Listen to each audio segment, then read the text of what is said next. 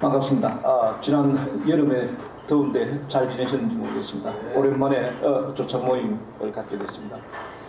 요즘 제가 바깥에 다녀보면은 어떤 모임이든지 두 가지 주제가 화두인 것 같아요. 하나는 이제 국내 정치 문제고 또 하나가 이제 일본과의 과거사에 대한 문제. 이 두 가지가 우리 사회를 갖다 크게 지금 큰 이슈가 되고 있지 않나 하는 생각입니다.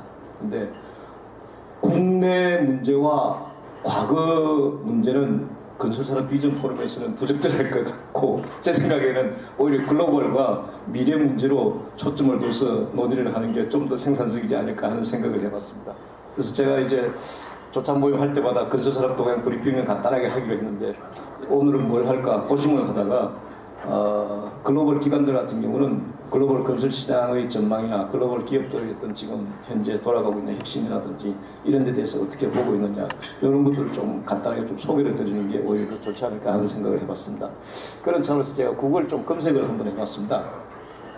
뭐 뒤에 앉으신 분들은 글자가 아마 잘 안 보이실 것 같습니다. 근데 제가 그림 중심으로 간단하게 말씀만 좀 드리려고 하는데, 이게 터너 앤 타운젠트라고 하는 영국 런던에 지금 본사를 두고 있는 세계적인 프로젝트 매니지먼트 또 코스트 매니지먼트 전문회사입니다. 아마 여기 계시는 분들 아시는 분은 아실 겁니다. 한미 글로벌하고 이 터너 앤 타운젠트가 같이 합작으로 터너 앤 타운젠트 코리아라고 하는 회사를 설립을 했고, 그 터너 앤 타운젠트 코리아가 금년에 10주년, 창립 10주년이 됐습니다. 이 터너 앤 타운젠트에서 해마다 그 인터내셔널 컨스트럭션 마켓 서베이를 발간을 합니다. 이 구글에 들어가서 쳐보시면 다 구하실 수 있는 자료입니다. 근데 이 터너 앤 타운젠트가 코스트 매니지먼트 전문으로 쭉 출발을 해서 전 세계에 한 45개국에 진출을 했습니다. 45개국에 진출을 했고, 물론 그중에 서울에 있는 우리 터너 앤 타운젠트 코리아는 여기 저 도심공항 타워에 있습니다. 거기서는 이제 각 지역별로 각국의 한 65개 정도 되는 글로벌 도시에서의 어떤 건설 사업이라든지 그런 쪽의 코스트 매니지먼트에 대한 자료들 같은 것들도 좀 정리를 해놓고 보여주고 있습니다. 요거는 이제 금년 4월 달에 나온 자료입니다.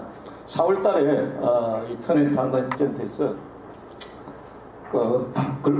글로벌 건설 시장이 온도를 갖다 좀 측정을 해봤습니다.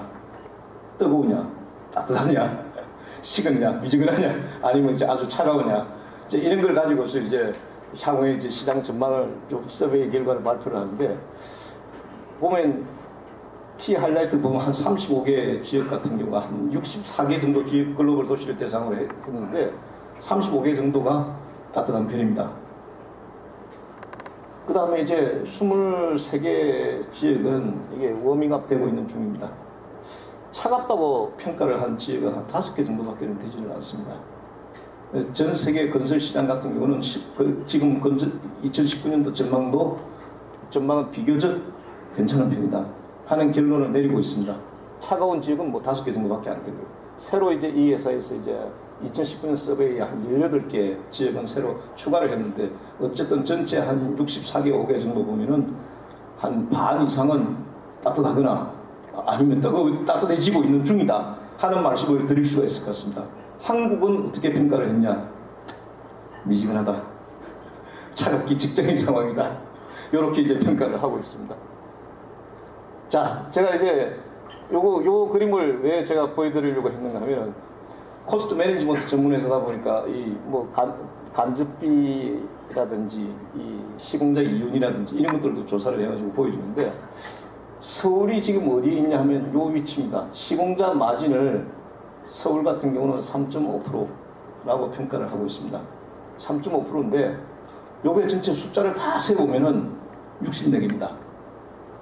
64개 지역 가운데 서울의 시공자 이윤은 등수가 어느 정도일까요? 한눈에 보기에도 작아 보이지 않습니까? 끝에서 세 번째입니다. 끝에서 세 번째입니다. 끝에서 세 번째니까 우리가 건설업계에서 적정공사비를 확보해 주시오. 지금 건설업계 이윤이 너무 형편없습니다. 이게 사실은 이런 데이터만 하더라도 저는 강력한 증거가 되지 않나 하는 생각이고, 이런 자료들을 좀 적극적으로 전파를 좀 하려고 애를 쓰고 있습니다. 어찌됐건 지금 한국의 발주단도 적정공사비 문제에 대해서는 좀 전향적으로 움직이는 것 같습니다. 입법 활동도 여러 가지 좀 이루어지고 있고, 또 발주 기관에서도 조금씩 이제 단가 현실화라든지 이런 문제에 대해서 관심을 갖고 조금씩 올려가고 있는 중입니다. 하여튼 이 트레이 타운젠트의 그 19년도 서베이 결과만 딱 보더라도 한국 같은 경우가 시공자율이 대단히 낮은 끝에서 세 번째 정도, 그 정도다 하는 말씀을 드리고자 합니다. 자, 그 다음 또 하나 이제 KPMG에서 나온 서베이 결과를 제가 하나 봤습니다. KPMG가 Future Ready Index라고 하는 걸 발표를 했는데, 요것도 이제 금년 4월 달에 나온 겁니다. 이 KPMG에서는 이거 엔지니어링 컨스트럭션 컴퍼니만 한 게 아니고, 요게 63% 정도가 엔지니어링 앤 컨스트럭션 컴퍼니고요. 37%는 이 오너 오거제이션입니다. 발주자입니다. 양쪽을 다 이제 서베이를 했고, 인더스트리얼 섹터도 상당히 많이 배분을 했고, 파워 쪽도 있고요. 또 인더스트리얼 매니팩처링 쪽도 있고, 가버먼트 쪽도 있고, 이런 뭐 여러 개 이제 인더스트리 섹터를 아울러 가지고 서베이를 했는데 223개사 정도를 서베이를 했다라고 이야기합니다. 주로 이제 페이스 투 페이스 인터뷰를 통해 가지고 당신네 조직은 미래에 대해서 어느 만큼 준비가 되어 있냐. 이 서베이 자료를 보면은 서베이 체크리스트가 있습니다. 여러분들 회사 같은 경우도 가가지고 한번 돌려가지고 점수 한번 내보시죠. 체크리스트를 가지고서 이제 당신 회사는 이런 거 있냐, 저런 거 있냐, 이거 하냐, 저거 하냐, 뭐 그런 것들이 좀 있습니다. 그래서 그런 것들을 가지고 이제 서베이를 해서 발표를 했는데, 탑 20% 하고 이 바텀 20% 하고 중간이 이제 한 60% 정도로 보고 있습니다. 탑 20%에 해당되는 컨트랙터하고 발주자 조직 같은 경우는 어떤 특징을 갖고 있냐, 뭐 이걸 이제 간단하게 정리를 갖다 해놓은 겁니다. 뭐 이야기를 이렇게 저렇게 늘어놓고 있지만 내용은 간단한 것 같습니다. 첫째는 뭐냐면 이 탑 20% 같은 경우는 혁신을 위한 철학이 있고, 혁신을 위한 조직이 있고, 혁신을 위해서 헌신을 하고 있습니다. 대부분이. 또 뿐만 아니라 투자를 강하게 크게 하고 있는데, 투자를 하고 있는 영역이 우리가 흔히 4차선 혁명 기술이라고 부르는 그런 뭐 BIM, 3D 프린팅, 뭐 드론, 뭐 등등 포함한 그런 쪽들입니다. 그런 데 대한 기술 투자도 굉장히 많이 하더라 하는 이야기가 있고요. 세 번째, 인력의 문제도 그런 일을 할 만한 인력들을 계속 끌어들일 뿐만 아니라 인재의 어떤 다양성을 확보한다는 차원에서 밀레니얼 뿐만이 아니라 제너레이션 G세대까지 포함하는 그런 다양한 인력들을 끌어들이기 위한 노력들을 하더라. 그리고 또 네 번째, 지역적으로는 그 인더스트리 섹터든 간에 또 서비스 영역이든 간에 끊임없이 확장을 위한 노력들을 굉장히 많이 하더라. M&A 포함해서. 이제 그런 특징들을 갖고 있는 것이 이 커팅 에지 컨트랙트들의 특징입니다. 어느 조직도 마찬가지로 혁신을 위한 노력들을 끊임없이 하고, 또 뿐만 아니라 기술에 대한 투자와 그 기술을 갖다가 자기네들 실험을 하는 그런 노력들을 하고 있고, 특히 이제 패스트 페일 전략을 많이 쓴다 그러죠. 새로운 기술이 있다, 빨리 실행을 한번 해보고 연습을 한번 해보고, 뭐 괜찮으면 확산을 하는 거고, 안 하면 빨리 버리는 거죠. 이제 그런 식의 이제 그 노력들을 하고 있는 것이 이노베이터에 해당되는 오너들의 특징이다. 반면에 이제 바텀 20%는 탑 20%하고 반대로 생각하시면 됩니다. 혁신 뭐 그런 건 모르겠고, 그다음 뭐 기술에 대한 투자 그런 것도 뭐 난 모르겠고, 그다음 뭐 포커스는 어디에 두느냐, 뭐 오직 뭐 현장 노동자 정도에만 포커스를 두고 하도업자 그건 나도 모르겠고, 뭐 이런 식으로 생각하는 게 대체로 이제 바텀 20%에 해당되는 기업들의 특징이다 하는 이야기 됩니다. 그래서 이게 탑 20% 같은 경우가 이 혁신을 얼마만큼 조직에서 체화를 시키고 있느냐, 뭐 이런 것들을 갖다 이제 그래프를 쭉 응답자들 좀 표시를 해놨습니다. 첫 번째가 뭐냐면 기본적인 어떤 테크놀로지 비전을 갖고 있느냐 없느냐. 탑 20% 같은 경우는 한 90%가 갖고 있더라. 바텀 20% 같은 경우는 그런 거 갖고 있는 회사가 한 20%밖에 안 되더라. 이런 이야기들입니다. 그래서 이런 여러 가지 영역에 있어서 그 서베이한 결과들을 갖다 정리를 해놓고 있고요. 요 밑에 거는 이제 뭐냐면 이 어떤 이제 기술들을 갖다 실제로 활용하느냐는 문제입니다. 반면 여기서 한번 보시면은 BIM 같은 경우는 탑 20% 같은 경우는 한 86%가 다 쓰고 있다. 이런 얘기를 합니다. 그렇지 못한 회사들 같은 경우는 이렇게 활용하는 게 굉장히 떨어지고요. 나머지 뭐 드론이든 VR이든 AR이든 이런 거 보시면은 역시 혁신 기업들 같은 경우는 이런 기술 쪽에 대한 투자도 많이 하지만 실제로 활용도 굉장히 많이 하는 거고, 요런 이제 자료들을 보면은 이제 우리나라 같은 경우가 과연 건설업체들이 어떤 방향으로 어떤 노력을 하고 있는 건가 하는 이제 좀 위기감을 갖게 됩니다. 자, 그 다음에 또 하나 제가 보여드리고 싶은 게 모듈러 컨스트럭션하고 관련해가지고 맥킨지에서 6월달에 나온 겁니다. 근데 요거는 제가 6월달에 발간된 건 6월달이지만 지난 연초에 제가 라스베가스에서 열린 월드 오브 모듈러 컨벤션에 갔다 다녀왔습니다. 그날 갔더니만 맥킨지 친구들이 와가지고 쭉 발표를 하더라고요. 발표를 하는데 그 발표한 내용을 정리를 한 레포트가 6월달에 나왔습니다. 근데 이게 상당히 제가 봤을 적에 뭐 지금까지 하던 이야기를 아주 알기 쉽게 다 요약 정리를 해놓은 것 같아가지고 소개를 좀 드리고 갖고 나오는데, 맥킨지 이야기는 이제 이게 공기 측면에서 만약에 모듈러 컨스트럭션 제대로 하면 공기는 최대 50% 정도까지 당길 수가 있다. 공사비는 20% 정도까지도 다운시킬 수가 있다.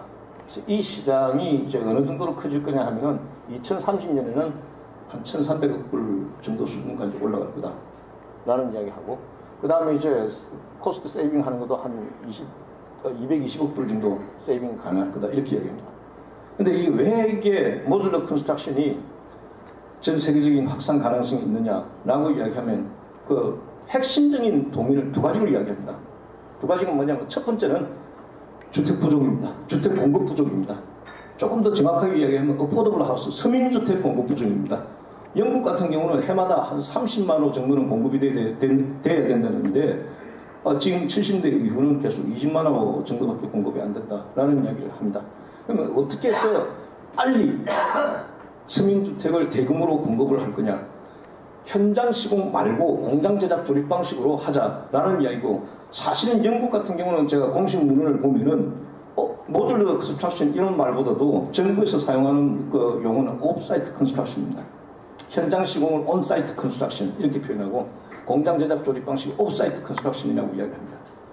근데 그런 쪽으로 이제 가는 게 영국도 그렇고 미국도 그렇고 이 어포더블 하우스를 공급하는 데 있어서 지금 절대 소요량보다도 공급 속도가 굉장히 느리니까 이걸 어떻게 빨리 할 거냐 하는 면에 있어서 이 모듈러 컨스트럭션이 각광을 받는 게 하나 있고요. 그거 하나 하고 두 번째는 바로 레이버 문제입니다. 어디를 막론하고 건설 기능 인력이 선진국으로 갈수록 고령화됐고 또 사람이 없습니다. 숙련공이 부족합니다.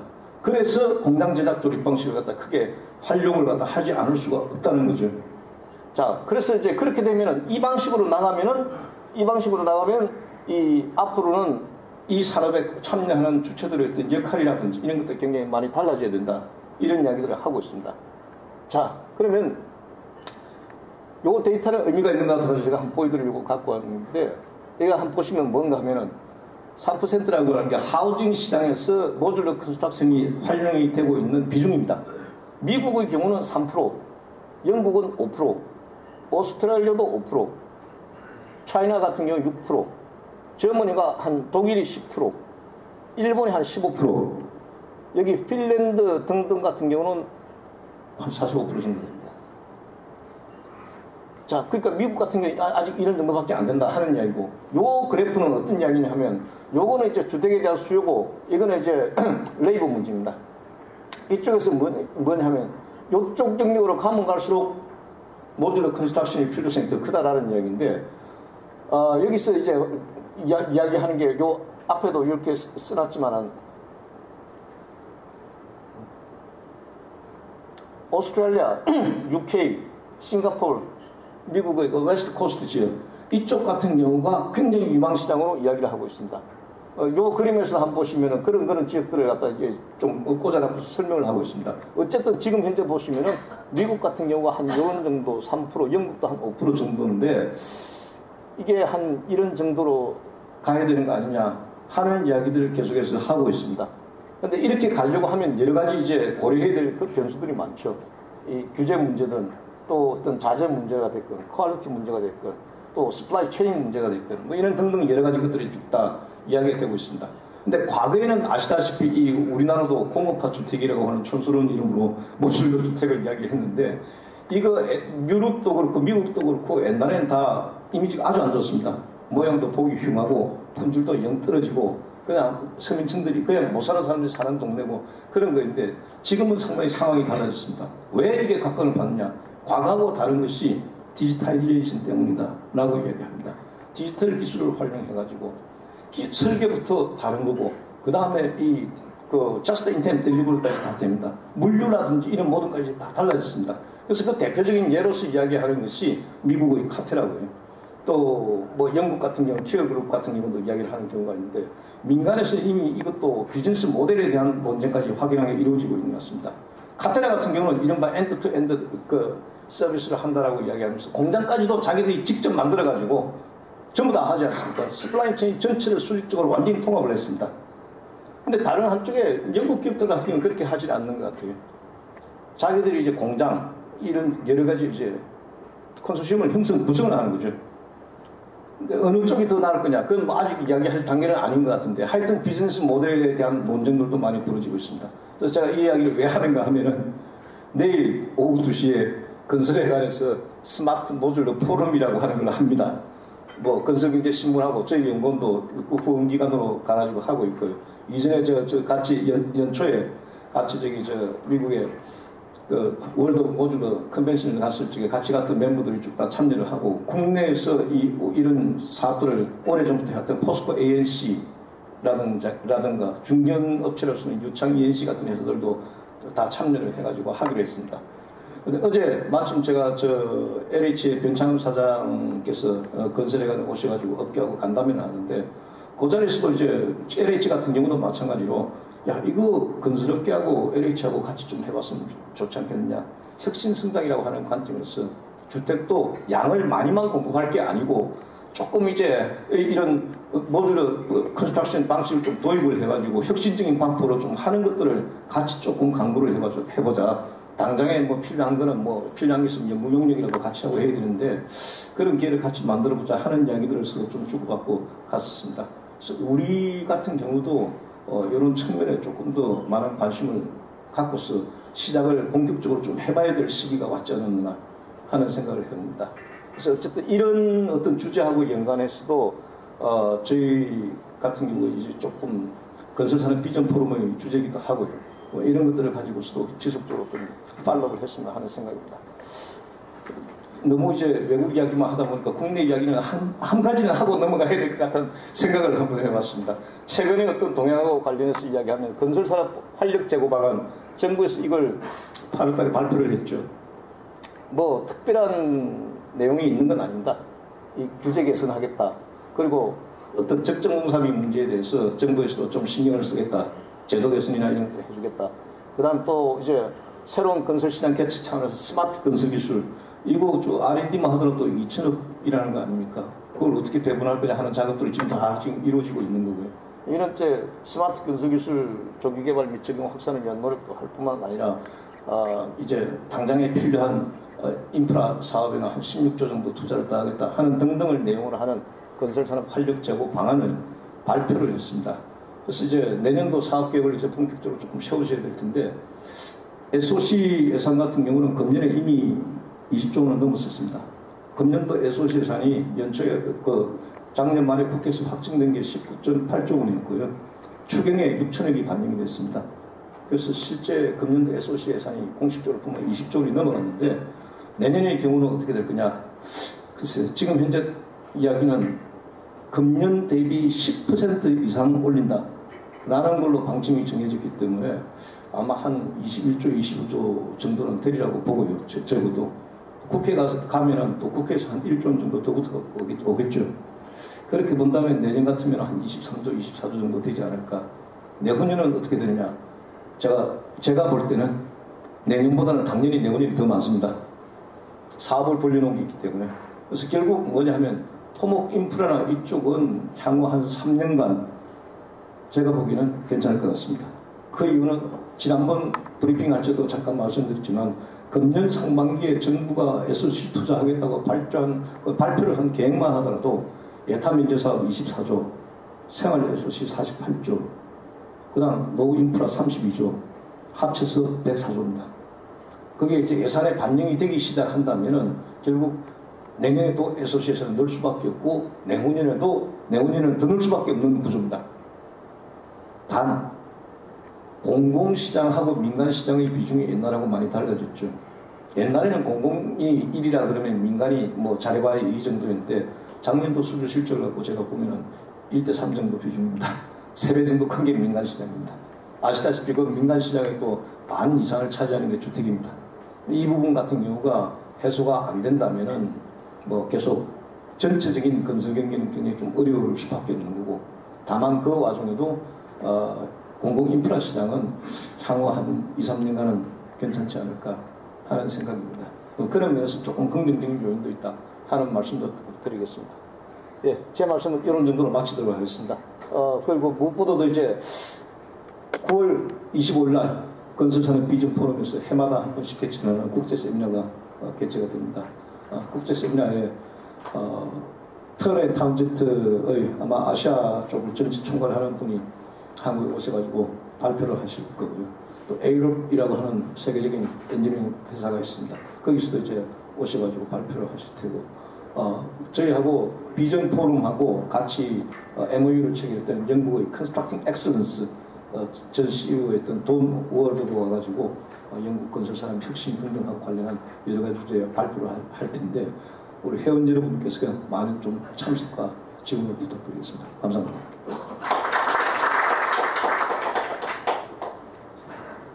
이어서 이상훈 부원장님의 강연이 있겠습니다. 이상훈 부원장님은 프랑스 리옹 이대학을 거쳐 연세대학교 도시공학과에서 박사학위를 받으시고 국토교통부 부동산 개발 정책 과정을 거쳐서 현재는 국토교통과학기술진흥원 부원장과 스마트시티 융합 얼라이언스 지원 단장을 역임하고 계십니다. 이상훈입니다. 반갑습니다.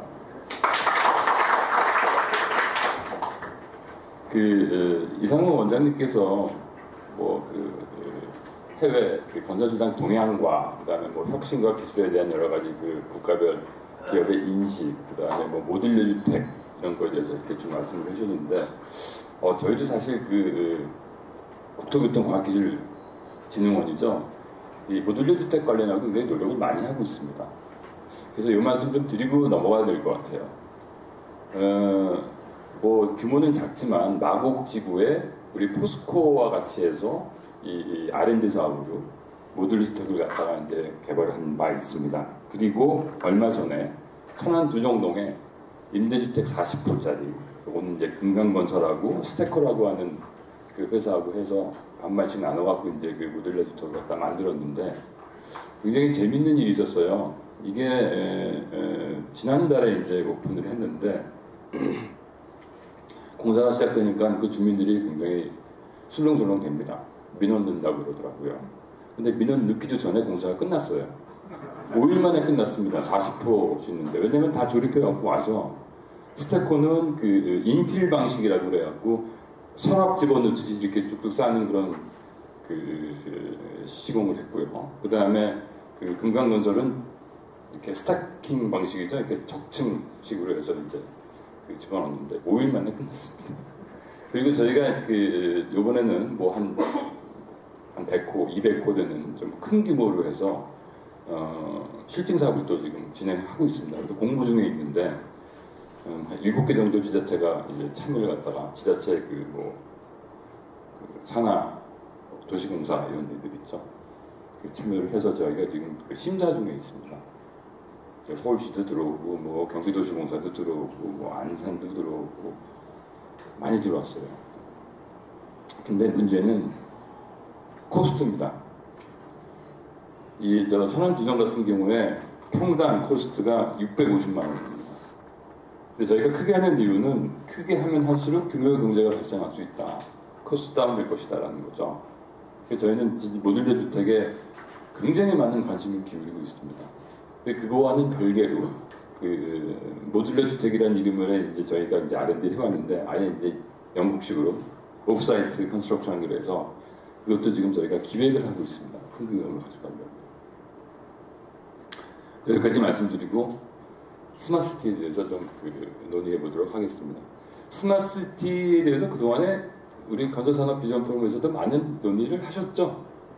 근데 스마트시티에 대해서 이렇게 들어보신 결과 뭔가 명확한 그림이 그려지셨는 그렇지 않죠. 제가 지금 여기서 드릴 말씀이 좀 명확한 그림을 그리는데 좀 도움이 됐으면 좋겠다라고 하는데, 결과는 제가 잘 모르겠습니다. 일단 제가 한번 시도해 보도록 하겠습니다. 근데 우리가 스마트시티 박근혜 정부 이제 후반기부터 이 정책을 피고 있는데 그 전에도 사실 있었어요. 뭔지 아십니까? UCT죠. 근데 우리가 이제 좀 약간 그 옛날에 했던 거를 폄하하고 이렇게 비판하는 경향이 좀 많아서 그렇지, 사실 UCT라고 하는 어떤 그 경험이 축적됐기 때문에 그 토대에서 스마트시티가 나온 게 아닌가 저는 그렇게 생각을 합니다. 물론 UCT와 스마트시티는 굉장히 다릅니다. 굉장히 달라요. ICT를 활용한다는 차원에서는 비슷하고 도시 관리도 ICT를 활용해서 한다는 거 뭐 이런 것들은 비슷한데 굉장히 다릅니다. 그래서 왜 다른지 한번 좀 짚어보도록 하겠습니다.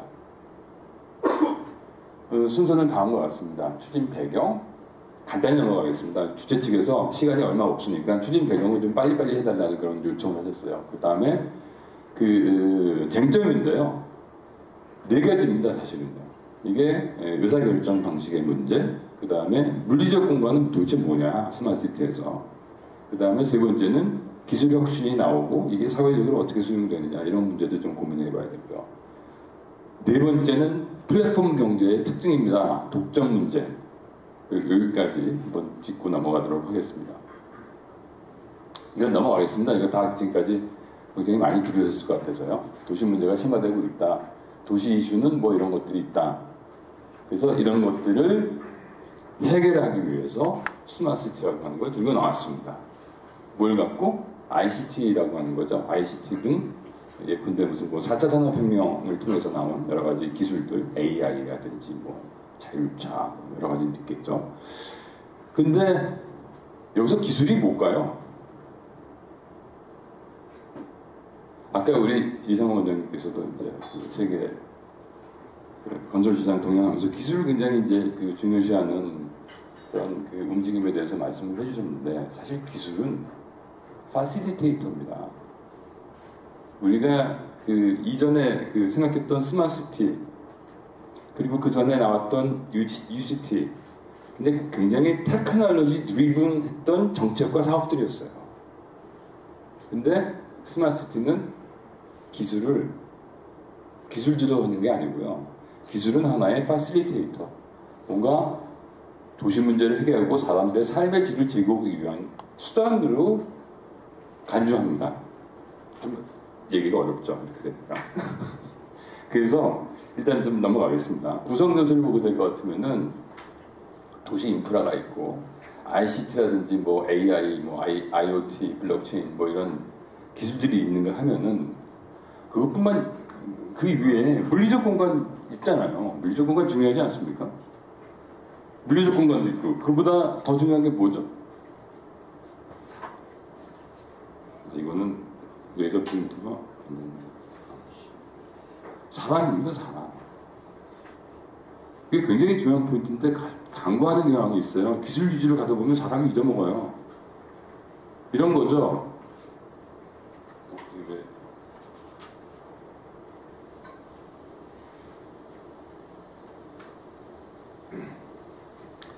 그러니까 다음 페이지에서 말씀드리도록 하겠습니다. 그래서 도시가 굉장히 많은 여러 가지 다양한 문제들에 처해 있는데 이 문제들을 갖다 해결하기 위해서 그 문제들의 특성, 그 다음에 도시가 처한 상황, 입지적 조건이라든지 다 다를 거 아니에요. 이걸 고려해야죠. 이거를 고려해서 여러 가지 ICT라든지 첨단 기술들을 활용해 갖고 목적과 방향을 설정하자. 이렇게 해서 스마트시티를 만들다 보니까 굉장히 정의하기도 힘들고 도대체 뭐야, 뭘 만드는 거지? 라고 접근하면은 답이 안 나옵니다. 뭘 만드는 거지? 어떤 그림이야? 라고 우리는 보통 생각하잖아요. 뭘 하면은. 도시를 만들면 이렇게 있고 여기는 녹지고 주택은 몇 프로고 그 다음에 교통시설은 어떻게 들어가고 이렇게 이제 그림을 그리는 경향이 굉장히 강한데 스마트시티는 좀 다릅니다. 다르다는 얘기는 그러다 보니까 이제 이게 정의가 다 국가별로 상이한데 이 슬라이드에서 제가 말씀드릴게요. 스마트시티는 기술이 아니거든요. 기술 한번 제가 예를 들어보겠습니다. 우리가 여러 가지 첨단 기술들을 활용해서 A에서 B 지점까지 가는데 예컨대 이전에는 1시간 걸렸다. 근데 이전에 30분 걸린다고 합니다. 엄청난 그런 업그레이드죠. 근데 이 기술을 활용해서 이렇게 30분을 절약을 했는데 제가 보기에는 이게 이슈가 되고 이게 뭔가 가치가 있기 위해서는 요 절약된 30분을 갖다가 어떻게 활용하냐에 초점을 맞춰야 되지 않을까 생각합니다. 30분 줄여갖고 so what? 이죠. 그리고 이제 스마트시티를 플랫폼의 도시라고 얘기를 합니다. 이게 지금까지 받아들이는 일반적인 정의입니다. 플랫폼이 뭔지 아세요? 기차역에 가면 플랫폼 있잖아요. 승강장. 기차를 타기 위해서 대기하고 또 기차가 들어오고 타고 그러는 공간을 얘기하죠. 그러다 보면은 이 플랫폼이 굉장히 다양한 기능들을 부가적으로 작동을 시킵니다. 예를 들면 매점도 있어야 되고 담배 피는 곳도 있어야 되고 커피 마시는 곳도 있어야 되고 주위에 상가도 들어오고 그러다 보니까 플랫폼이 굉장히 커져요. 플랫폼에 어떤 기본적인 속성 플러스 파생 서비스가 이렇게 만들어지면서 굉장히 커지게 되다 보니까 제가 이제 플랫폼 할 겁니다. 자, 도시를 이렇게 플랫폼으로 보기 시작했어요. ICT로 이게 가능해집니다.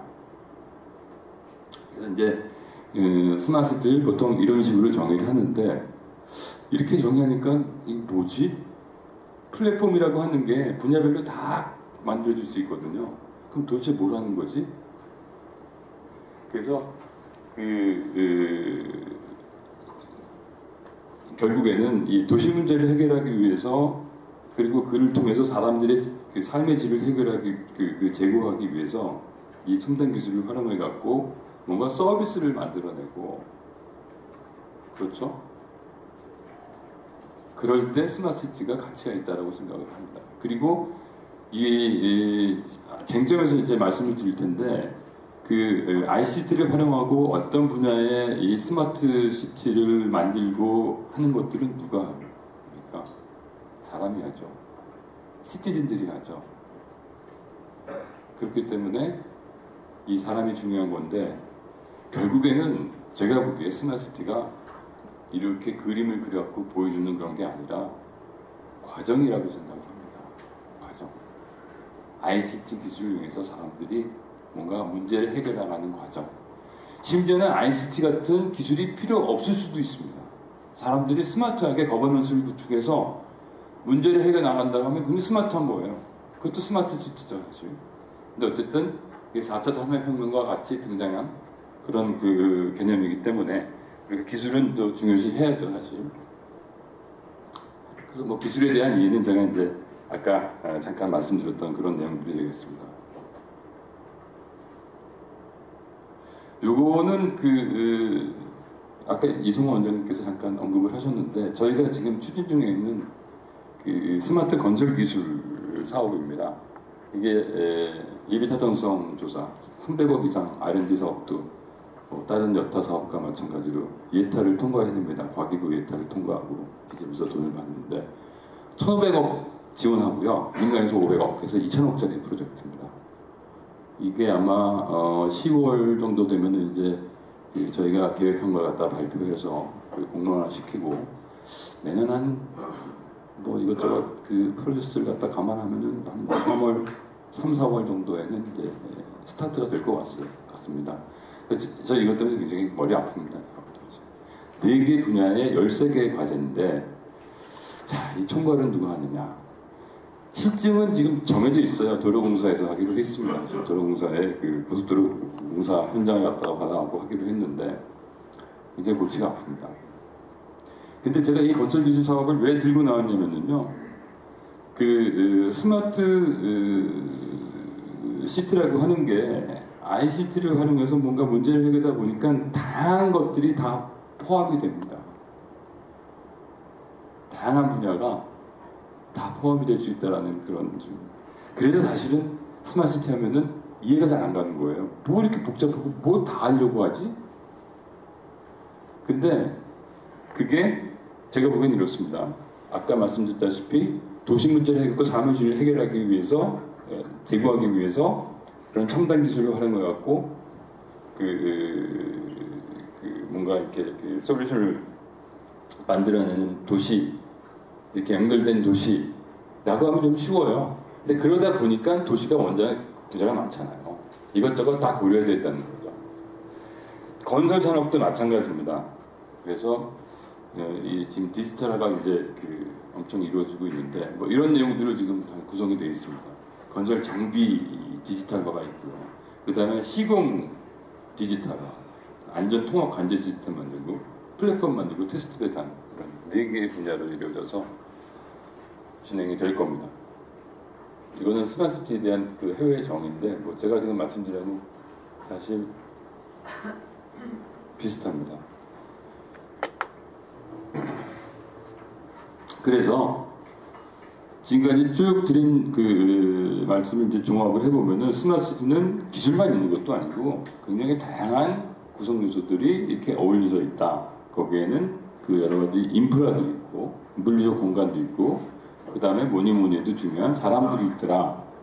시민, 행정당국, 업체, 시민단체. 자, 이런 그 다양한 어떤 그런 그 행위 주체와 구성 요소들로 이루어진 굉장히 복잡한 생태계가 그 스마트시티다라는 얘기죠. 그래서 스마트시티는 도시 전체입니다. 어떻게 보면.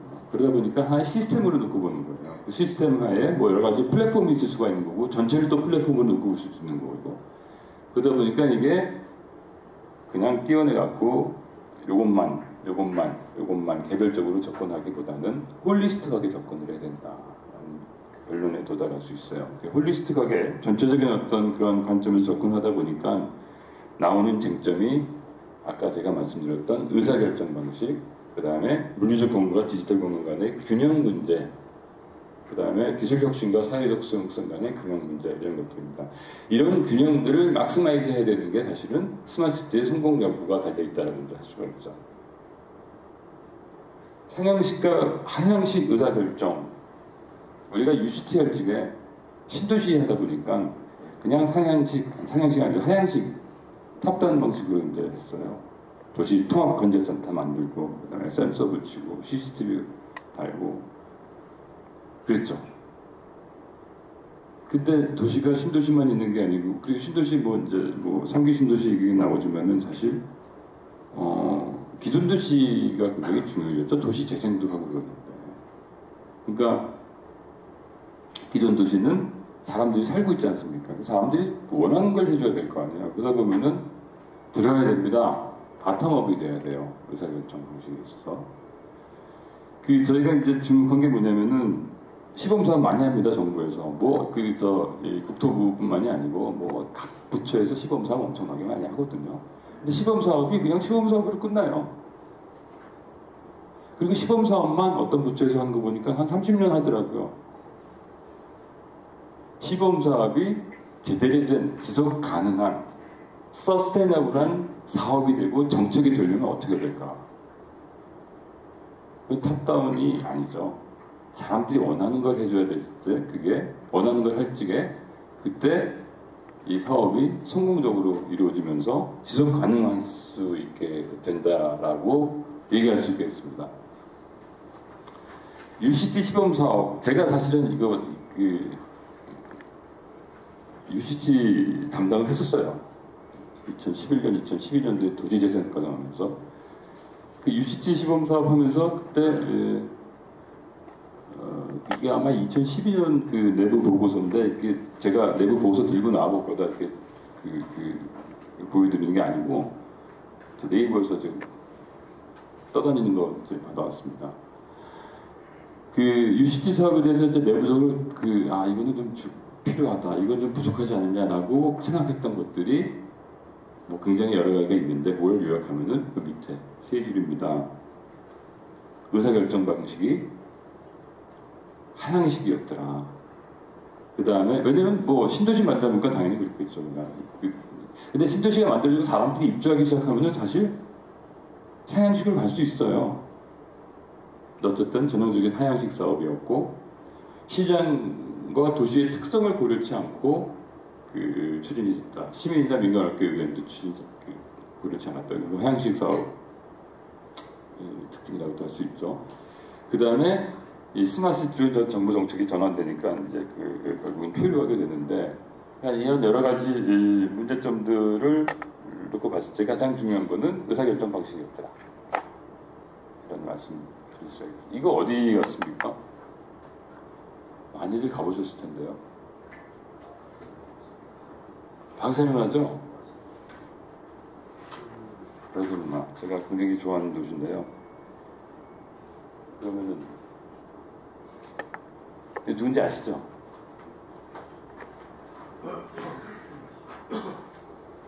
그 사람 메시죠. 바르셀로나 그 FC의 뭐 이런 대표적인 선수인데요. 제가 바르셀로나를 들고 나온 이유가 있습니다. 바르셀로나가 사실은 도시계획적으로도 굉장히 잘 돼 있는 곳이에요. 엄청난 곳입니다. 제가 제일 좋아하는 도시 중에 하나입니다. 1860년도에 일데폰소 세르다라고 하는 그 도시계획가, 원래는 토목학자였는데 이 사람이 그 신도시 계획을 세우고 뭐 2차 계획이 60년에 나오는데 그 계획에 의해서 만들어진 곳입니다. 지금 가시면은 지금 이 지역이에요. 아까 보셨던 이 지역. 에셴플레라고 하는 신도시입니다. 옛날에 바르셀로나 조금 했어요. 그 성곽으로 둘러싸여갖고 치우다드 벨레라고 하는 그 중소 규모의 그런 성곽 도시였는데 산업혁명이 일어나고 사람들이 많이 오다 보니까 여러 가지 문제들이 발생합니다. 유생 문제, 주택 부족 문제, 뭐 등등등등. 그래갖고 신도시 만들겠다. 그래서 스페인 정부부터 허락을 받아갖고 만든 게 이 에셴플레라고 하는 영어로 하면 익스펜션이라고 하는 그 지역 신도시고요. 여기 가면은 뭐 가우디가 만든 그런 그 가사 아파트요, 가사 무슨 뭐 밀레 무슨 뭐 그다음에 구엘 공원 이런 것들이 이제 자리 잡고 있죠. 성가족 성당 있고. 되게 재밌게 됐어요. 이 사람 그 도시의 특징은 길입니다. 보도하고 차도하고 같은 폭에 어떤 때는 보도가 더 넓고 길. 그 길과 길 사이에 블럭. 블럭은 원래 이면만 이렇게 두자고 생각을 했었는데 왜냐면 바람이 불어야 되고 채광이 돼야 되니까 사람들이 막 아우성칩니다. 이래갖고 장사 못한다. 기본계획 수정해달라 그래갖고 기본계획 2차로 이제 만들면서 사면을 맞고 대신 중정을 두자. 건폐율 90%로 가자. 그리고 용적률 정해줍니다. 근데 용적률이 그때 정한 거하고 지금 비교해보면은 무지무지하게 변화가 많이 됐어요. 사람들이 다 용적률 조금씩 더 많이 찾아갖고 이제 그 부동산 개발이 이루어진 거죠. 그러니까 이런 곳인데요. 여기다가 그 스마트시티를 만들었어요. 근데 유럽에서 스마트시티가 나온 게 2011년도부터입니다. 왜 2011년도부터 말씀드리는 거 아니? 2011년부터 스마트시티 정책이 나와서 바르셀로나에서 스마트시티 엑스포가 이제 개최되기 시작하는 때문이죠. 2011년부터 잡고 있는데 이때 그 굉장히 많은 그 프로젝트들이 그 EU 집행이라든지 이런 데 지원을 받아갖고 이루어지는데 성공한 게 별로 없어요. 우리 뭐 EU에서 뭐 한다고 하면 유럽에서 뭐 하는 스마트시티 잘 돼 있을 것 같죠? 근데 몇 개 없는데 한 3개 정도 꼽을 수 있습니다. 그 중에 하나입니다. 바르셀로나 잘 된 거라고 꼽히는 거.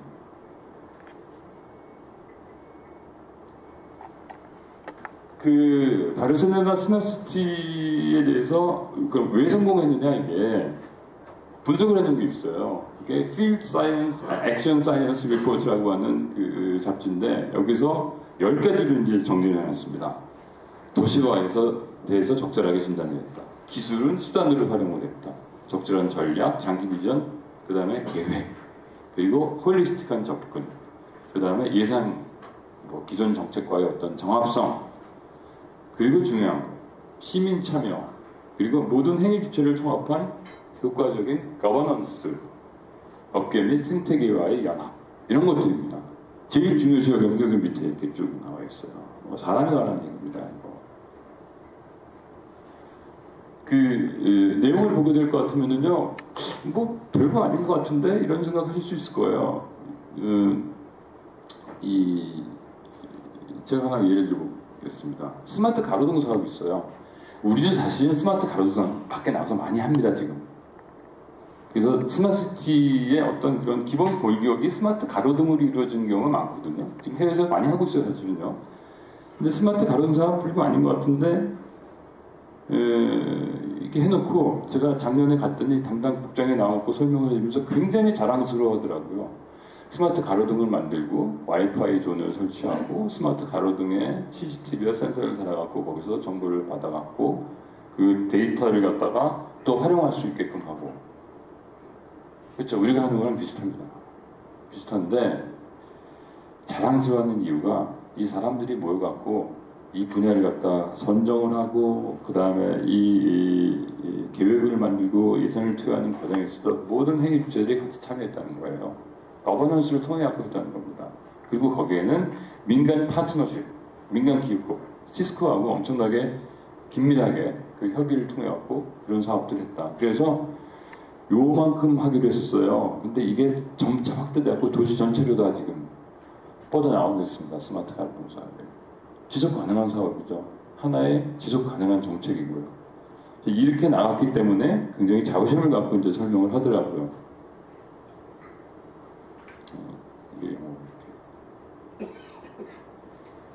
그래서 곰곰이 생각을 해봤습니다. 우리는 부산과 세종에 신도시를 짓고 있고 거기에 스마트시티 시범 사업을 하고 있습니다. 신도시예요. 처음에 사람들이 안 살잖아요. 그래서 MP단을 구성하였고 그 MP단에서 분야들을 갖다가 이렇게 쭉 한 10개 정도 정합니다. 이렇게 하겠다. 이런 분야, 헬스케어, 뭐 로봇, 물류, 뭐 어쩌고저쩌고. 근데 이제 사람들이 들기 시작하면 달라질 거예요.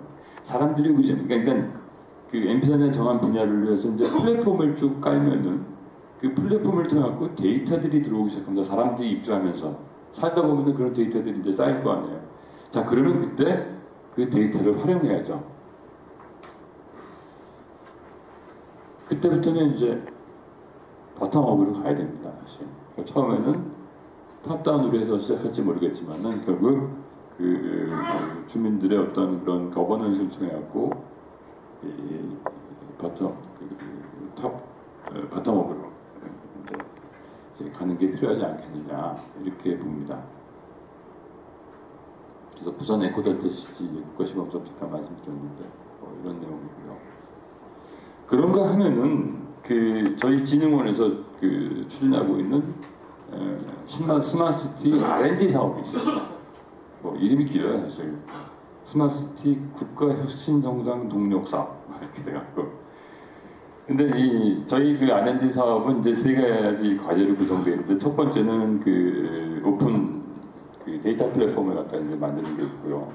두 번째, 세 번째는 리빙 랩을 구축하는 겁니다. 리빙 랩. 사람들이 살면서 실제로 이런 게 필요하고 이런 걸 집어넣고 이러다 보니까 이런 문제점이 있고 이거 다시 고쳐나가고 이런 걸 하는 곳입니다. 대구하고 시흥에 리빙 랩을 구축하고 있는데 이거는 세종하고 부산하고는 완전히 다르죠. 거기는 신도시니까 맨 땅에 새롭게 뭔가 만드는 건가 하면은 여기는 사람들이 살고 있는 곳에 리빙 랩 만드는 겁니다. 다릅니다. 달라요. 그래서 뭘 했느냐? 이걸 갖다 선정할 적에 부산하고 대구라고 하는 도시를 갖다가 선정할 적에 어떻게 했느냐면은 자 부산시, 대구시 뭐 등등등등 여러 지자체들한테 당신들이 필요로 하는 분야를 가지고 오십시오. 분야를 가지고 올 적에 이거를 주민들하고 협의를 하셨습니까? 그런 걸 본 거예요. 그래서 주민들이 협의해서 이게 필요하다라고 하는 분야를 설정을 하고 그 설정한 분야에 대해서 이러한 기술을 집어넣고 이런 서비스를 만들겠다라고 하는 계획을 갖다가 받아서 그 중에 2개 지자체죠. 대구시하고 시흥시를 선정해서 지금 사업을 하고 있습니다. 이건 완전히 하향식이죠. 그 다음에 2번째 쟁점입니다. 물리적 공간하고 디지털 공간하고 이게 같이 섞여 있는데 이거 어떻게 균형을 맞춰야 되느냐. 이거 굉장히 중요한 포인트입니다. 근데 요새 그 스마트시티 하시는 분들 보면은 물리적 공간 잘 생각 안 하시는 것 같아요. 그래서 제가 이거 굉장히 중요합니다. 생각하십시오. 이렇게 말씀을 드리고. 왜냐면 처음에 이게 스마트시티에 뛰어드시는 분들이 되게 IT 하시는 분들이에요. 그러니까 물리적 공간에 대한 그 인식이 별로 잘 안 된다고 할까요? 근데 제가 보기에는 물리적 공간이 필요하지 않습니까? 이게 그릇이에요. 그리고 물리적 공간이 또 변하기도 하고 영향을 미치기도 하고요. 그리고 그래서 이 물리적 공간 안에 있는 여러 가지 인프라라든지 도시공간 구조 건축물들이 이 그 스마트 시티를 통해서 들어오는 디지털 공간하고 긴밀하게 연결이 돼야 될 거 아니에요. 그런 측면에서 디지털 공간은 굉장히 중요한 고려를 해야 된다고 생각을 합니다. 예컨대 에너지 분야를 놓고 보죠. 뭐 에너지 관련해 갖고 무슨 뭐 AMI, 뭐 BEMS 뭐 이런 그 시스템들이 들어왔고 뭐 그 전력을 갖다가 뭐 절약을 한다, 이걸 교환한다, 뭐 그런 얘기들 합니다. 근데 아니 건축물이나 도시공간에서 전력이나 에너지를 갖다가 절약을 해야지 그거 뭐 교환이 가능한 거 아니에요? 그러면은 건축물이나 도시공간을 에너지 절약형으로 만들어야 되는 거 아니겠습니까? 그렇잖아요. 그냥 기존 공간에 그냥 뭐 그 스마트 그리드 깐다 그래갖고 뭐 되는 거 아니지 않습니까? 그 공간에서 이 뭐 패시브라든지 액티브 기술을 활용해갖고 뭔가 에너지가 절약이 돼야지 그거 갖고 서로 교환하고 시장이 형성되는 거 아니에요. 그래서 스마트 그리드가 필요한 거죠. 여기 어딘지 아십니까? 이거 저희 사업, R&D 사업으로 하는 지구입니다. 노원에 가면은 그 노원구에 가면은 제라 에너지 하우스라고 있어요. 임대주택 120호짜리입니다. 작년에 이제 오픈을 했는데 뭐 여기 뭐 대통령께서도 가시고 굉장히 각광을 받는 그런 패시브 하우스로 이제 그 만들어진 곳이에요.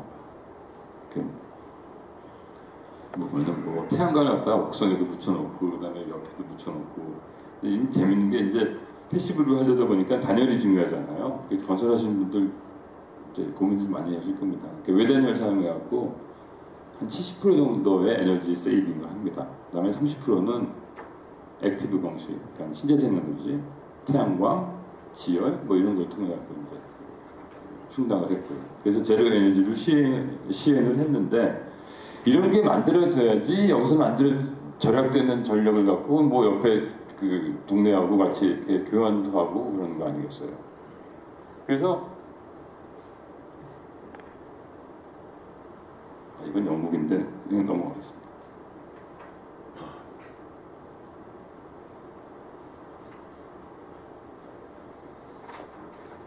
그 다음에 이제 이게 스마트 시티와 관련돼 갖고 이제 뭐 ICT로 뭐 이것저것 연결되니까 자동차도 연결되더라, 자동차가 인프라하고 연결되더라, 자율주행차가 나옵니다.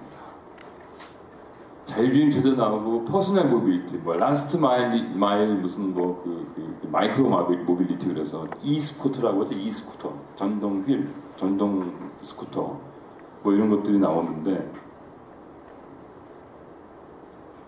제가 보기에는 도시공간을 갖다가 이게 고려하지 않으면은 집만 돼요. 자율주행차가 많아진다면 그냥 자율주행차만 생각해보세요. 편해지지 않습니까? 차가 많아질 거예요. 그럼 파킹장도 많아져야 됩니다. 그럼 도시공간은 한정되어 있지 않습니까? 뭘 해야죠? 시스템을 어떻게 효율적으로 사용할까? 이걸 고민을 해야 되거든요. 그 다음에 그 라스트 마일 퍼스널 모빌리티. 이거 대단히 심각합니다. 뭐 강남에도 보면은 이제 그 앱들이 깔려갖고 여기서 이제 공유하는 그런 그 시스템을 통해 갖고 이제 많은 젊은들이 이용을 하는데 유럽 가면 또 이게 대단합니다. 이거 어떻게 할 거예요? 이게 횡단보도로 갈 수 있는 건가요? 아니면 지금 차도로 가라고 그랬는데 그러다 보니까 사고도 나고. 지난번에 한남대가 이렇게 건너다가 오토바이랑 부딪혀갖고 도망갔다 무슨 뭐 이거 태클 걸어야 되지 않겠습니까? 태클 걸렸는데. 그냥 놔두면은 도로는 넓어져야 되고 파킹도 많아져야 되고 그래요. 도시공간을 갖다가 고민을 해야죠. 시스템적인 고민을 해야 됩니다. 교통수단이 이렇게 있는데 인프라는 어떻고 사람은 어떻게 이용해야 되고 뭐 제도는 어떻게 해야 되고 전반적으로 다 봐야 돼요. 근데 그렇지 않고 ICT로 다 연결돼 있구나. 그러다 보니까 외부로 이렇게 해갖고 무슨 공유 서비스 하면 되겠구나. 이것만 갖고는 안 된다는 얘기죠.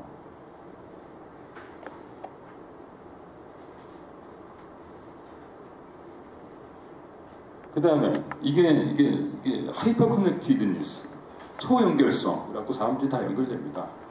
페이스북, 그 소셜 미디어 갖고 다 이렇게 사람들이 서로 상호 소통을 하고요. 근데 이게 과연 좋기만 한 걸까요? 이렇게 그 우리 건설산업 비전 포럼에서 오프라인으로 만나고 얘기도 하고 커뮤니케이션을 직접적으로 하잖아요. 근데 온라인상으로 하는 커뮤니케이션이 뭔가 사람의 욕구를 충족시켜주기에는 좀 미흡하다는 생각이 들어요. 그래서 실리콘밸리도 가면은 그 스타트업 기업들이 뭐 열심히 그 게라지에서 일하다가 저녁 때는 다 치우고 맥주 마신다고 그러더라고요. 그러니까 아날로그 중요하죠. 오프라인 모임 중요하고요. 집에만 박혀있는 은둔형 외톨이 아니면 뭐 편협한 인간관계, 뭐 극도 이기주의 이거 고민해야 됩니다. 어떻게 되냐? 사람들 갖다가 자주 만나게끔 해줘야 되죠. 그래서 이 도시의 물리적 공간이 그런 어떤 분위기를, 그런 환경을 제공해줘야 된다라고 하는 게 굉장히 중요한 포인트 같습니다, 사실은. 그래서 제가 이제 사실 요 밑에 몇 가지 포인트를 해서 공간계획을 갖다가 이제 좀 그 예시를 들어봤는데, 이거 사실은 제가 부산 에코델시시 NP단에 지금 제가 들어가 있는데, 부산 에코델시시의 공간계획으로 그 제시했던 것 중에 일부입니다. 아직 일부, 극히 일부인데, 수장공사에서 이제 그 악셉트를 안 하더라고요, 기존에. 자기네들 계획 세워갖고 지구단위 계획 다 만족하는데 무슨 소리냐고. 그래서 가운데만 이런 방식으로 들어가도록 지금 간신히 타협을 한 상태입니다. 근데 이런 식으로 가야 될 것 같다는 생각이 들어요. 언제까지 우리가 용도지역제에 연연해 있어야 되느냐. 용도지역제가 있다 보니까 여긴 주거지역이고 저쪽은, 이게 용도지역제가 사실은 영국에서 산업혁명이라고 이 공장에 의해갖고 매연들을 때문에 이 주거 환경이 뭐 열악해지고 그래서 나온 그런 제도 아니에요. 150년 전, 200년 전에 나온 제도인데 아직까지도 활용하고 있습니다. 중심상업지역, 조상목록이라고 하잖아요. 상업지역 가면은 중심상업지역 있고 거기에 백화점이 들어갑니다. 주말에는 백화점 가느라고 자동차 타고 다 나와요. 파킹하는데 30분 걸리고 차 미어지고 휘발유 사용하죠. 온실가스 배출하죠. 뭐 좋은 게 있다고 그렇게 왔다 갔다 해요. 제가 바르셀로나 이유를 든 게 있습니다. 바르셀로나 같은 경우에 그 100m 블록이 있는데 1층은 주성 그 상업시설들이 들어와 있어요. 뭐 식당도 들어와 있고 가게도 들어와 있고, 그리고 이 백화점이 동네로 들어와 있습니다. 상업지역으로 내모은 게 아니고 격리시킨 게 아니고 들어와 있어요. 백화점 가는데 차 필요 없잖아요. 그러면 걸어가면 됩니다. 그래서 저는 믹스드 유스, 복합계획으로 가자라고 하는 그런 말씀을 좀 드리고 싶습니다. 그래서 이를테면 뭐 이렇게 블록 내에 주택도 있고 공공시설도 있고 병원도 있고 학교도 있고 상업시설도 있고요. 그 사람들이 그러면 왔다 갔다 하면서 다 만날 거 아니에요. 접점이 생기고요. 다공성이라고 하죠, 건축에서. 이런 건물을 좀 만들어주자는 거예요. 이런 공간을 만들어주자는 거예요. 그래야지 사실은 스마트시티가 제대로 돌아갈 것 같습니다.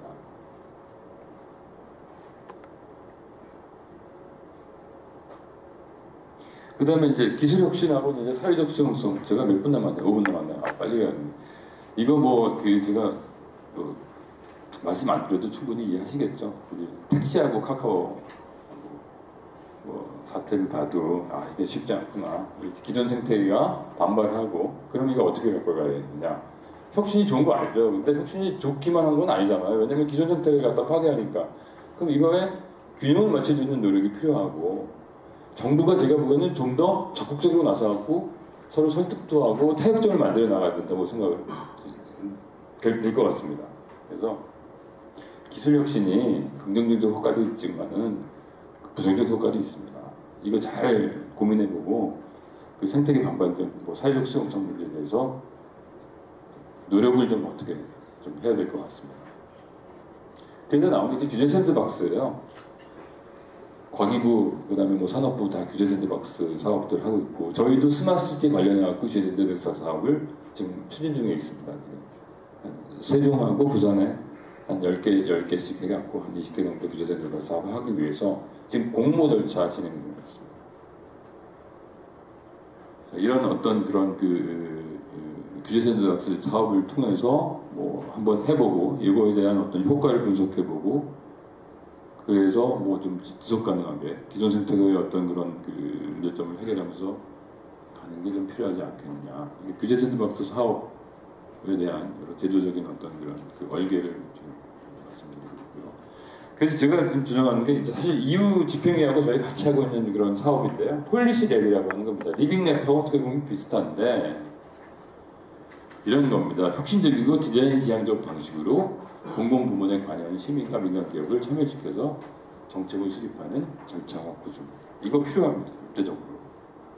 그래서 거버넌스를 구축해갖고 민간 시민들, 사회, 시민단체들 의견을 수렴해갖고 필요한 뭐 신도시가 아닌 거야. 기존 도시가 이제 줄어드니까요. 자, 여기를 좀 문제를 해결해야겠다. 분야를 발굴을 해요. 그 분야를 발굴해서 그러면은 그 문제를 해결해서 어떤 기술이 필요하지, 어떤 서비스가 들어가야지, 이거를 정합니다. 그 다음에 액션 플랜을 만들어요. 그 다 이 스테이크홀더들이 들어와갖고 같이 협의해서 만들어 나가고, 그 다음에 예산은 얼마가 필요한데 예산은 어떻게 투입할까, 여기까지 다 합니다. 그 다음에 모니터링 해야죠. 사업이 어떻게 제대로 되고 있지. 그 다음에 끝난 다음에 결과가 어떻게 됐더라, 여기까지요. 그래야지 이 스마트 사업이라고 하는 게 정책으로 이게 구축이 될 수 있다라고 이제 생각을 합니다. 그 다음에 독점 문제, 이게 마지막 문제인데요. 플랫폼 경제 다 아시죠?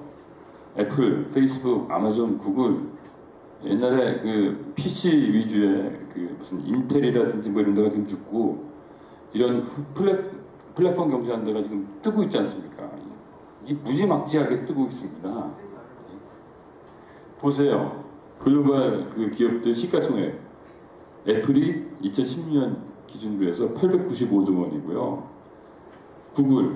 구글이 이제 알파벳이라고 하는 그 지주회사를 갖고 있죠. 765조, 마이크로소프트 600조인데 이게 2018년 기준으로 하면 더 올랐을 겁니다. 아마 1조가 넘어가는 걸로 애플 같은 경우에 제가 들었는데, 제가 왜 이 얘기를 하냐면은 덴마크나 네덜란드 같이 굉장히 잘 나가는 강소형 국가들 있지 않습니까? 이 나라의 GDP보다도 커요. 글로벌 기업들의 그 시가총액이. 뭔 얘기인가니? 이 경제 요구가 엄청 증대했고, 이 증대한 경제력을 갖고 정치력마저도 엄청 키웠다라고 하는 겁니다. 구글은 UN 기구에 막 대사 보냅니다, 자기네들이. 그래서 2016년도에 포린 폴리시라고 하는 미국의 유명한 외교 잡지에서 알파벳 CEO 에릭 슈미트한테 올해의 외교상 수상합니다. 아, 잘했어요. 그러니까 정치력과 외교력을 다 갖게 되는 거죠. 그럼 뭐 해야 될까요? 어떻게 해야 될까요? 우리 얼마 전에 방통위하고 페이스북하고 붙었죠. 뭐 세계의 소송이라고 붙었는데, 망사업자에 대해서 뭐 이렇게 돈 내는 거 이거 정부에서 뭐 규제하면 안 된다. 이거는 민간끼리 해야 되는 거다라고 해갖고 사실 이겼습니다. 왜냐면 규제할 방법이 없거든요. 법이 없어요.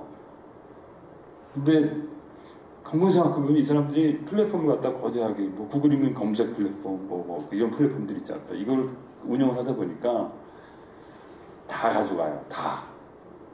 그리고 플랫폼을 만든 위에 이 사람들이 모든 베네핏을 다 가져가고, 그 플랫폼 경제에 속해 있는 노동자들, 우버 있죠, 우버의 운전하시는 분들 노동자들이에요. 뭐 이 사람들이 무슨 뭐 프리랜서라고 얘기는 하지만 웃긴 얘기죠. 왜냐면 4대 보험도 안 되죠. 유급휴가도 없죠. 그러니까 사실은 어떻게 보면은 굉장히 착취라고 할까요? 뭐 그런 플랫폼들이 굉장히 많습니다. 아마존에서 운영하고 있는 메카니컬 터크 같은 그런 뭐 이런 것도 있고. 그래서 10년 내로 위너 텍스 올. 자, 이 상황을 막기 위해서 우리 거버넌스가 필요합니다. 덴마크는 기술 제스를 갖다가 만들어갖고, 프랑스도 그렇고 파견을 했고, 유럽에서는 지금 디지털세를 갖다가 법인세하고 별개로 자국에서 디지털 갖고 이제 관련해서 벌어들이는 매출액에 대해서 매기겠다, 뭐 이런 움직임들이 일어나고 있습니다. 그래서 이제 사실은 이제 블록체인 같은 그런 어떤 그런 장부를 공유하고 투명하게 하고 이제 보안성을 갖다 제고하는 그런 것들이 이제 필요한데, 그러니까 뭐 그런 그 어떤 일환으로 이게 정부에서 융합 얼라이언스를 갖다가 이제 그 조직을 했습니다. 그래서 저희가 지금 그 지원을 하고 있는데요. 올 2월 13일 날 이제 만들어졌죠. 그래서 이런 기술협력, 비즈니스 모델 개발, 법제도 개선, 국내 보급 확산 이런 그 방향으로 이제 얼라이언스가 그 활동을 하고 있고요. 지금 현재 14개 분야로 이제 분류를 했는데 좀 약간 좀 분류를 다시 좀 생각을 해봐야 되겠는데 420개의 회원기관, 회원사가 지금 여기 이제 들어와서 활동을 하고 있습니다. 여기는 모든 것들이 망라되어 있어요. 그게 워낙 그 다양하니까요. 그래서 IT, 뭐 무슨 솔루션 그 인테그레이터 뭐 이런 그런 기업들뿐만이 아니고 뭐 IoT 하는데 뭐 데이터베이스 만들고 그러는데 뭐 그다음에 그 기존의 분야들 교통 그다음에 뭐 에너지 환경 헬스케어 교육 뭐 이런 쪽에 각 분야별로 플레이어들이 들어와 있고요. 뿐만 아니라 설계사, 시공사, 엔지니어링사, 개발업체 다 들어와 있습니다. 그리고 금융기관도 들어와 있습니다. 그러니까 여기 얼라이언스 문 열려 있습니다. 여기 혹시 참여 안 하시는 회사 있으시면요. 언제든지 문이 열려 있으니까 좀 참여해 주시기 바랍니다. 제가 이게 얼라이언스를 좀 끌어내려고 했는데 그 독점들로부터 좀 시간 제약상 우리 벌써 나와갖고 좀 그만하라고 여기서 마치도록 하겠습니다. 감사합니다. 네, 좋은 말씀 감사합니다. 시간 관계상 한 분만 질문을 하실 수 있으실 것 같아서요. 질문 있으시면 표시해 주시면 마이크를 드리도록 하겠습니다.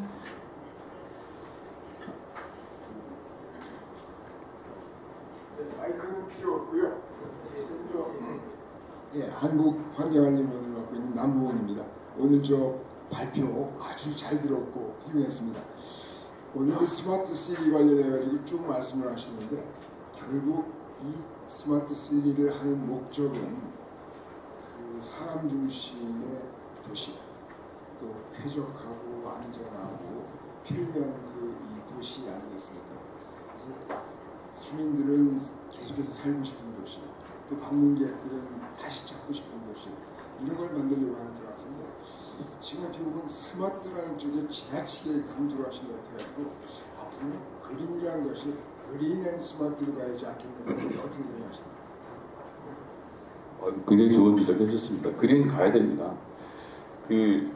제가 좀 불만이 있어요. 왜 요즘은 지속 가능성에 대해서 얘기를 안 할까? 굉장히 중요하거든요. 사실 지속 가능성, 그 다음에 그린 뭐 이런 것들이 여러 가지 정책과 사업에 다 녹아 들어가 있습니다. 밑바닥에 깔려 있는데 밖으로 꺼내놓고 얘기를 안 하더라고요. 그거는 뭐 짐작해 주시고요. 지금 방금 지적하신 포인트 동의하고 그렇게 돼야 될 거라고 생각을 합니다.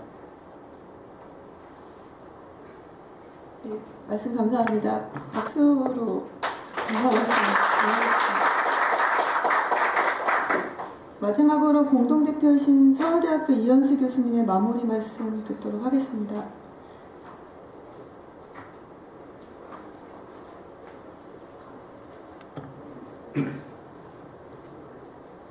네, 너무 발표를 잘해주셔서 스마트 시티에 대한 공감대를 얻는 데 상당히 도움이 됐던 것 같습니다. 실은 저는 어제 국회에 갔었어요. 국회 도서관에서 스마트 빌딩 활성화 정책 세미나에 기조 강연을 해달라고 해서 제가 전공자가 아닌데 부담을 가지고 그래 자료를 찾아보고 몇 마디 하고 왔습니다. 스마트 시티 이전에 스마트라는 말이 너무 범람하고 있다고 먼저 얘기를 했습니다. 스마트가 이렇게 범람하다 보면 앞으로 이제 하이퍼, 슈퍼 스마트가 나와야 되겠다라는 생각도 좀 했었고요. 지난 2018년도에 우리 박상혁 박사께서 소장님께서 직접 참여했던 CES에서 특별 주제로 스마트 시티에 대한 얘기가 나왔습니다. 그때 키워드가 The future is bright for smart city 이렇게 나왔습니다. 그러니까 미래는 스마트 시티로 더 밝아질 것이다 라고 얘기했는데 그때 그 차례에 참여했던 많은 기업들은 전부 ICT였습니다.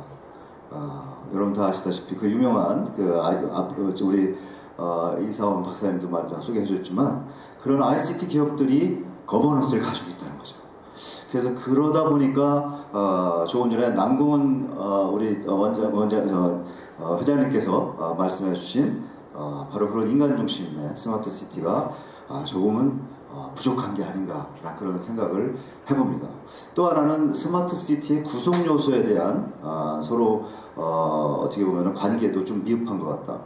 스마트 시티는 대부분 다 도시 인프라를 얘기하고 있지만 더 중요한 것은 바로 사람들이 살고 있는 공간들, 오피스, 주택 이런 것들이 있습니다. 우리 그래서 스마트 건축 또는 스마트 빌딩이라고 얘기합니다. 스마트 빌딩 과거에는 잘못 이해돼 가지고 인텔리전트 빌딩이라고 그랬어요. 그거는 빌딩 자체의 기능만 좋게 하는 거였는데 이제 스마트 빌딩은 스마트 시티와 연결되어야 됩니다. 그래서 연결이라는 말, 그 커넥티비티와 또 공공성이 스마트 시티의 가장 중요한 핵심 개념인데 이게 바로 또 빌딩과도 또 연결돼서 스마트 빌딩하고 일체화가 되는 그런 스마트 시티가 되어야 된다는 얘기를 했고요. 그러면서 조금 안타까운 것은 우리 정신과 의사라든가 심리학자들 중에서 건축에 관심 있는 분이 굉장히 많습니다.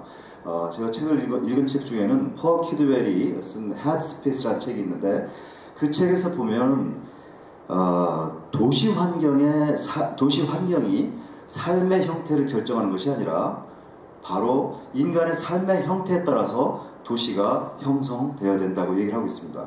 그 얘기는 뭐냐면 스마트 시티를 먼저 만들어 놓고 자 이렇게 공간이 좋으니까 편리하니까 한번 잘 살아봐라 라가 아니라 바로 사람들이 어떻게 움직이고 어떻게 생각하고 이런 것들을 스마트 시티에 수용할 수 있는 것도 중요하지 않느냐라는 그런 인사이트가 있는 것 같습니다. 그래서 이런 관점에서 보면은 우리 건설산업 비전 포럼의 많은 전문가들은 건설 분야에 계십니다. 우리가 이 거버넌스에 함께 참여해야 될 것 같습니다.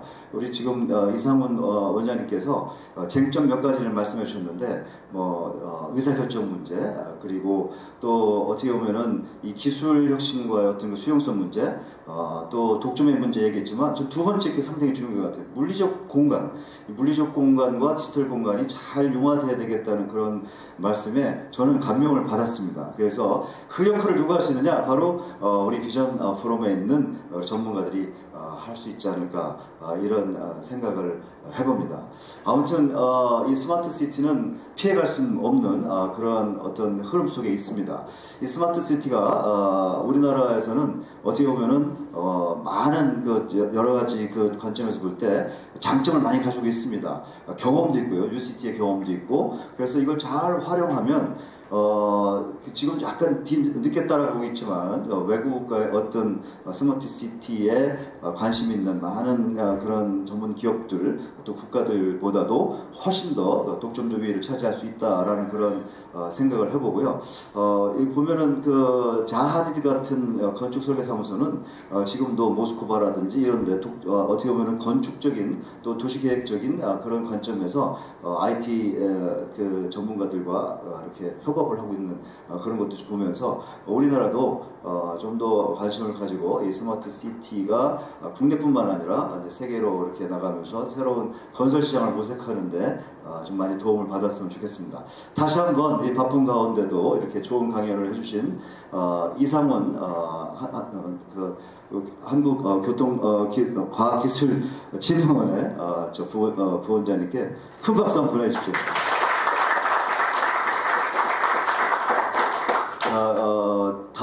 다시 한번 광고 말씀드리지만 9월 25일 날 국제 세미나에 우리 다 함께 모여서 또 한번 좋은 의견과 또 주제로서 또 우리 건설업 비전 포럼을 위해서 함께 참여하고 또 노력하는 그런 가족이 되길 기대합니다. 감사합니다. 네, 이로써 186차 조천 토론회를 마치도록 하겠습니다. 사진 촬영이 있으니 앞으로 나오셔서 사진 촬영 하시면 되겠습니다.